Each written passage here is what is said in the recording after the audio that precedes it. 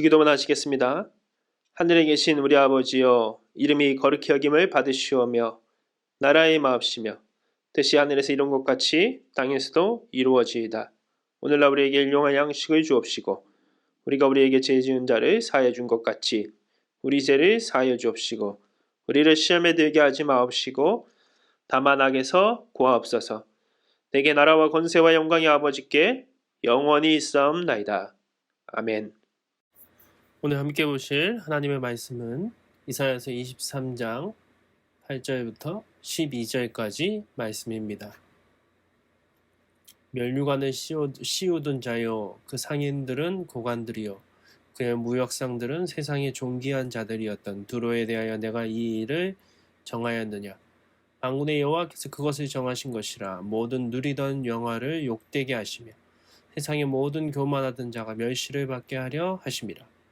나의 다시스여, 나의 같이 너희 땅에 넘칠지어다. 너를 속박함이 다시는 없으리라.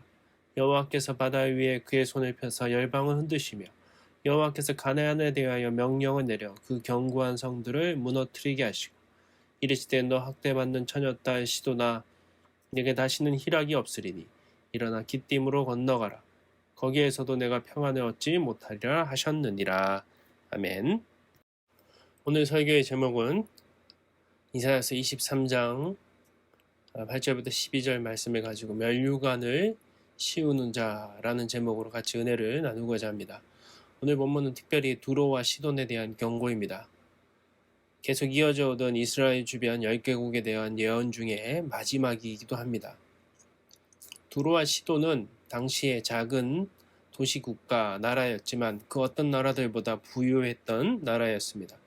두로와 시돈은 오늘날의 레바논에 위치한 나라들입니다. 마치 두 나라 같지만 한 나라였던 국가입니다. 두로와 시돈은 동일한 민족으로 구성되었는데 세계사를 보면 페니키아 사람들이 나오는데 바로 이 두로와 시돈 사람들을 말합니다. 그래서 성경에서는 이 페니키아가 베니게로 불리게 됩니다. 지형이 워낙 복잡하고 상호 간의 어떤 교류가 없었기 때문에 쉽지 않았기 때문에 정치적인 통일을 이루지 못하다가 그래서 각각 도시의 국가로서 독립적으로 운영이 되었습니다. 두로와 시돈은 페니키아라는 한 국가에 소속된 도시이며 도시국가였다는 것이죠. 그래서 이 페니키아 사람들은 세계사 속에서도 굉장히 유명했는데 바다를 두려워하지 않고 항해를 통해서 특별히 지중해 무역을 장악했던 그런 나라입니다. 근데 이 절을 보더라도 읽지는 않았지만 여러분들은 이사야서 23장을 꼭 다 읽어보십시오. 바다에 왕래하는 시돈 상인들로 말미암아 부유하게 된 너희 해변 주민들아 잠잠하라, 이렇게 얘기하지 않습니까? 당시 유대인들은 목축업, 주로 유목민족이었다면은 벌써 이 페니키아의 두로와 시돈 사람들은 해상 무역을 통해서 많은 부를 차지하고 있던 굉장히 경제력이 뛰어난 민족이었다는, 앞서가던 선진국이었죠. 이 두로와 시돈이 어디까지 무역을 했냐면 지중해를 통해서 그곳에서부터 약 한 3,000km 정도 떨어진 다시스라는 스페인의 이 도시와도 무역을 할 정도였습니다. 다시스는 우리가 요나서에 나오는 요나가 다시스로 가고자 하는 배를 욥바에서 이제 타지 않습니까? 그러다가 결국은 다시 하나님의 다시 이제 이끄시죠. 하여튼 거기에 나오는 다시스로 가는 그 배를 탔던 사람입니다. 다시스는 굉장히 먼 도시였지만 이 페니키아 사람들은 중간에 있는 키프로스 섬이라든지 이런 섬들을 경유지로 삼으면서 무역을 했습니다. 또한 이 애국까지도 무역을 통해서, 그래서 이 성경을 보면은 해변 지역의 주민들이 이 두로와 시돈 때문에 해상 무역을 통해서 큰 부를 쌓은 것이죠. 근데 그 모든 것들이 다 무너질 것이라고, 하나님께서 흔들어 버리실 것이라고 그렇게 얘기를 합니다. 얼마나 부유했는지 7절을 보면은 두로와 시돈을 희락의 성이라고 했습니다. 그런데 이 두로와 시돈이 하나님이 심판하시니까 결국은 그 주변에 있는 나라들도 다 피해를 입게 되고 결국은 같이 이제 망하는 길로 간다는 것이죠. 특별히 오늘 8절을 보게 되면은 면류관을 씌우던 자여 그 상인들은 고관들이요 무역상들은 세상의 존귀한 자들이었던 두로에 대하여 내가 이 일을 정하였느냐. 면류관을 씌우던 자들이었습니다. 그들은 무역을 통해서 돈을 벌고 또 그 경제력을 통해서 어떤 정치라든지 뭐 존귀한 대접을 받고 세상 쪽에서도 의기양양했던 큰 권력을 가지고 있던 자기 사람으로 모든 사람들을 만들고 정치적으로도 많은 영향력을 끼치고 있던 사람들이 바로 이 두로와 시돈의 백성들이었다는 것입니다. 그는 결국은 하나님께서 그것을 심판하실 것을 말씀하십니다. 근데 하나님께서 왜 이들을 심판하십니까? 이 면류관을 씌우던 자라는 그 말에 큰 힌트가 있습니다. 성경에서 면류관은 두 가지 의미를 가지고 있습니다. 두 가지 의미라고도 할 수 있고 두 가지 뜻으로 사용됐다는 것이죠. 첫 번째는 권력을 상징하는 왕관입니다. 세상의 왕들이 쓰는 왕관, 또 어떤 경기에서 승리했을 때 가장 높은 자리에 쓰는 그 왕관. 그래서 이것은 권력의 상징이고 오늘 이 말씀에 나오는 이 면류관은 불을 통한 경제력으로 높은 권력까지 얻는 어떤 힘, 파워를 상징하는 것이죠. 성경엔 또 하나의 면류관이 등장합니다. 바로 예수님이 쓰신 면류관이죠. 그런데 이 예수님은 만왕의 왕으로 오셨지만 세상에 화려한 이 면류관, 권력, 파워의 면류관을 쓰지 않으셨습니다. 오히려 그 면류관을 벗어버리고 가시 면류관을 쓰신 것이죠. 이것은 섬김과 겸손 그리고 사랑의 면류관입니다. 오늘 우리가 진짜 써야 할 면류관은 어떤 것입니까? 두로와 시돈이 왜 하나님의 심판을 받았습니까? 그들은 세상의 면류관을 쓰고 있었기 때문입니다.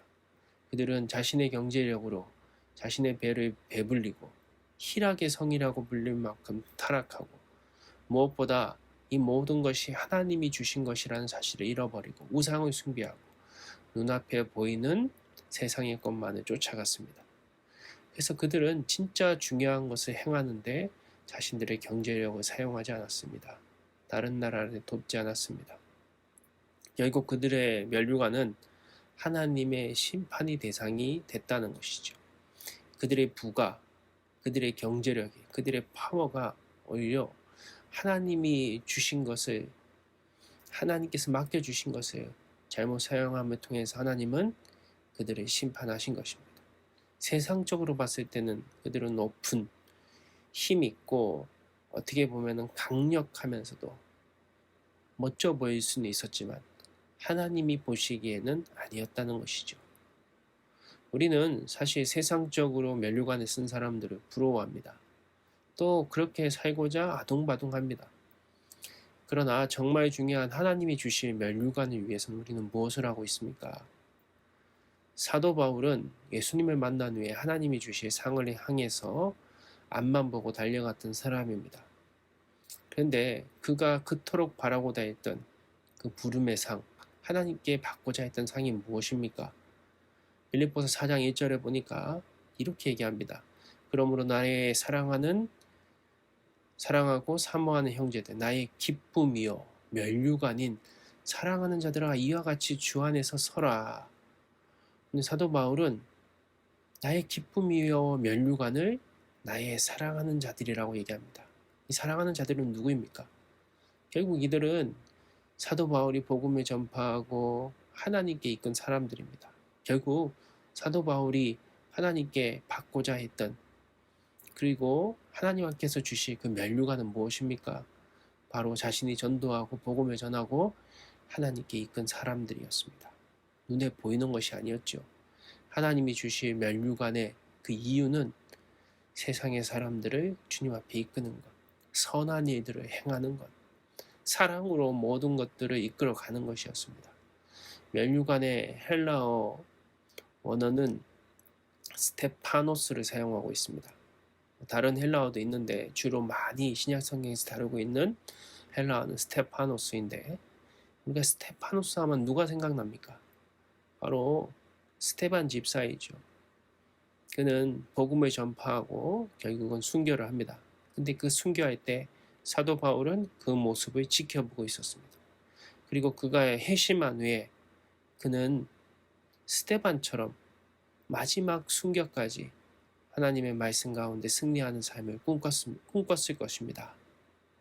바로 사도 바울이 그토록 받고자 했던 그의 면류관 스테파노스는 무엇입니까?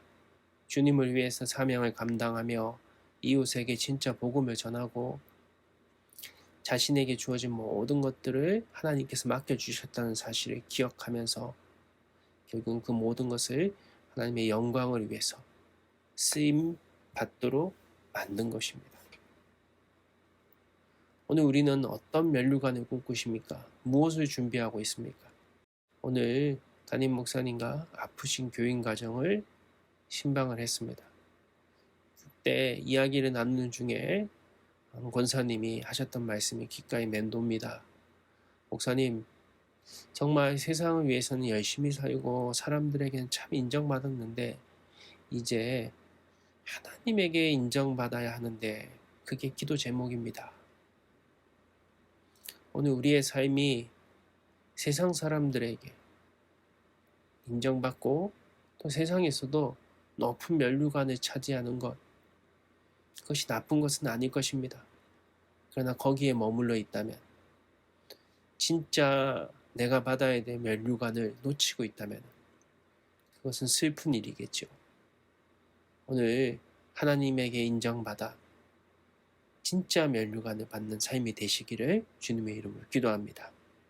하나님, 오늘 시돈과 두루 사람들은 화려하고 많은 부를 가지고 또 힘도 있었지만 그들은 결국은 그 모든 것을 자신들을 위해서만 사용했습니다. 하나님이 주신 것, 맡겨주신 것을 자신들만을 위해서 사용하고 이웃을 위해 사용하지 않았을 뿐만 아니라 자신들에게 씌워진 그 면류관을 자랑하고 권력으로 사용하고 결국은 면류관을 씌우는 자들이 되었습니다. 그러나 예수 그리스도께서는 그 면류관, 세상의 면류관이 아닌 가시 면류관을 쓰셨고 결국은 하나님께서 우리에게 주신 그 사명을 감당하셨습니다. 섬김과 사랑으로 하나님께서 주신 모든 삶을 결국은 그 사명을 이루는 삶을 살아가셨습니다.